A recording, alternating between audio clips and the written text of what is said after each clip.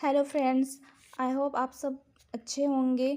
अ, मैं आज आप सभी के लिए बाइजेंटियम के लॉन्ग आंसर रेडी करके लाई हूँ, जो कि इस पोएट्री के सारे क्वेश्चंस को कवर करता है।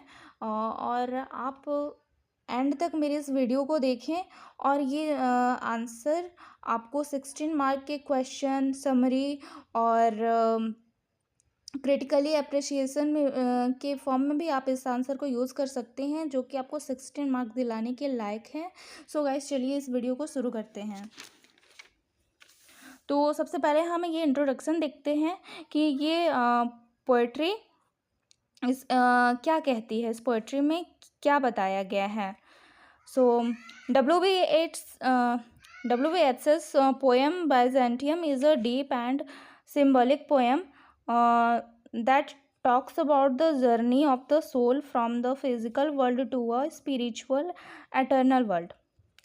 W.B.Yeats की ये जो कविता है बाइजेंटियम एक गहरी और प्रतीकात्मक कविता है, जो कि आत्मा के भौतिक दुनिया से आध्यात्मिक दुनिया की ओर की यात्रा के बारे में बताता है। आध्यात्मिक और एक शाश्वत दुनिया, ऐसी दुनिया जो अमर है, कभी ख़त्म नहीं होती है। It is full of philosophy, imagery and powerful symbols and reflects its views on art, immortality and old age. ये फिलॉसफी से भरा हुआ है और कल्पना से और शक्तिशाली प्रतीकों से भरा हुआ है। और ये इसके अमरता और बुढ़ापे और कला के दृष्टिकोण को दर्शाता है। Spiritual journey, the main idea of the poem is the transformation of the soul. और इस कविता की जो मुख्य विचारधारा है वो आत्मा का परिवर्तन है।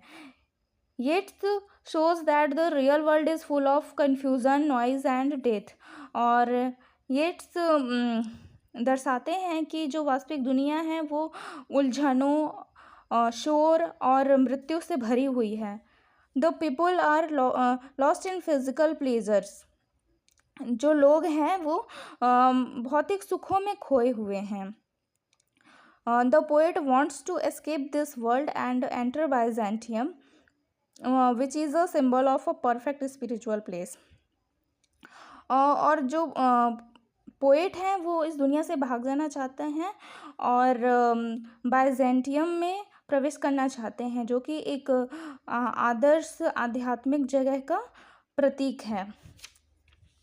In this journey the soul leaves the body, becomes pure and joins the eternal world of wisdom and art.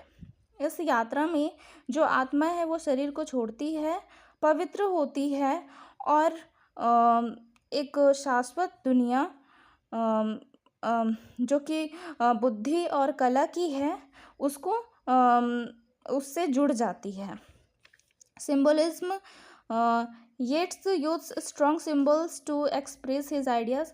और येट्स यहाँ पे अपने विचारों के को प्रकट करने के लिए, प्रस्तुत करने के लिए एक मजबूत प्रतीकों का प्रयोग करते हैं, जैसे कि Byzantium not just a city but a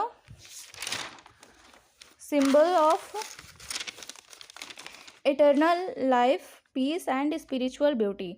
Byzantium word जो है वो यहाँ पे सिर्फ एक शहर ही नहीं है, वो बल्कि एक अमर जीवन, शांति और एक आध्यात्मिक सौंदर्य का प्रतीक है। गोल्डन बर्ड मीन्स सोने की चिड़िया, अ symbol of immortal art that never grows old और डाइज। और एक अमर कला का प्रतीक जो कि कभी बूढ़ा नहीं होता या मरता नहीं है। होली फायर, एक पवित्र अग्नि, shows the cleansing of the soul, removing human weaknesses।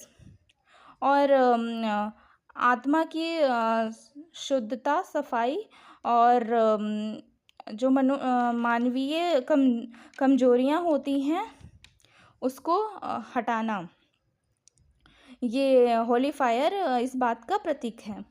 Drunken soldiers and night sounds symbolize the real world full of desire and chaos। ये जो नशे में धुत सैनिक हैं और ये जो रात की ध्वनि है वो इस बात का प्रतीक है, वास्तविक दुनिया का प्रतीक है। जिस वास्तविक दुनिया का इस मतलब जिस दुनिया में हम लोग रहते हैं, जो कि full of desire and cause, और जो कि इच्छाओं और उससे परेशानियों से भरी हुई है। Mummy like image shows the soul in between life and death waiting for freedom। और मम्मी लाइक इमेज जो है इस बात का प्रतीक है, दिखाता है, जो कि जीवन और मृत्यु के बीच में आत्मा को दर्शाता है जो कि अपनी स्वतंत्रता का इंतज़ार कर रही है। These symbols help the poet show the difference between body and soul, life and afterlife, temporary and permanent। और ये जो प्रतीक हैं जो ऊपर में हमने पढ़ा, वो पोएट को ये दर्शाने में मदद करते हैं स्थायी और अस्थायी जीवन और जीवन के बाद, और शरीर और आत्मा इन सब के बीच में अंतर को दर्शाने में ये सिंबल्स कवि को मदद करते हैं।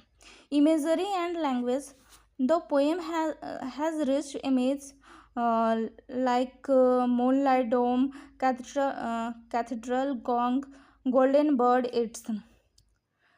ये जो पोएम है वो दृश्य चित्रों से भरा हुआ है, जैसे कि मूनलाइट डोम मतलब चांदनी गुंबद, तो आप लोग समझते होंगे। कैथेड्रल गॉन्ग, कैथेड्रल मतलब जो चर्च का हेड, चर्च एक बड़ा चर्च होता है, और गॉन्ग मीन्स घंटा, जो चर्च में घंटा लगा होता है। गोल्डन बर्ड सोने की चिड़िया, ये सारे जो वर्ड्स से हैं उनसे ये भरा हुआ है poem. This create a powerful picture of both the real world and the spiritual world. और जो कि पोएम में वास्तविक दुनिया और आध्यात्मिक दुनिया के एक शक्तिशाली चित्रों का निर्माण करते हैं। द लैंग्वेज इज कॉम्प्लेक्स, भाषा जटिल है, बट फुल ऑफ मीनिंग, लेकिन अर्थों से भरा हुआ है। Its use metaphors and symbols to show deep ideas in poetic form. और येट्स विचारों को, अपने गहरे विचारों को कविता के रूप में दर्शाने के लिए सिम्बॉल्स का, प्रतीकों का प्रयोग करते हैं।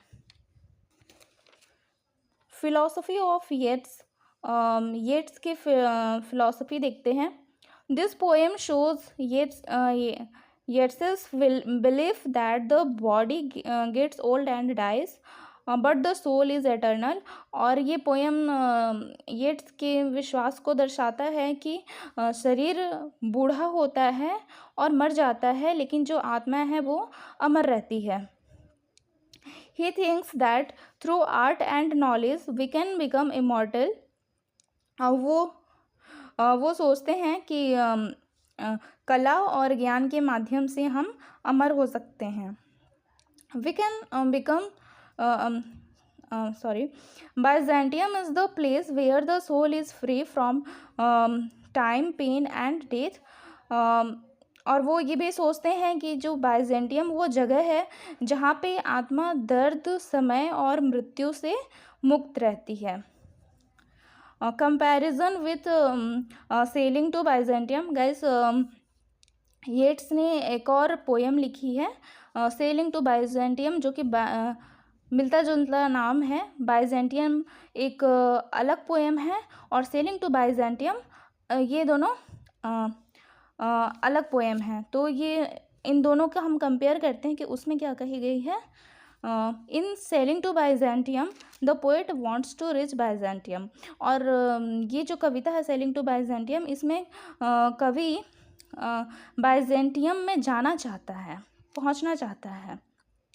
इन बाइजेंटियम, और जो बाइजेंटियम कविता है, ही इज़ ऑलरेडी देयर, और इस कविता में वो पहले से यहाँ मौजूद है। So this poem is completion of the soul's journey. तो इस तरीके से आप कह सकते हैं कि ये बाइजेंटियम पोएम जो है वो आत्मा की यात्रा का समापन है।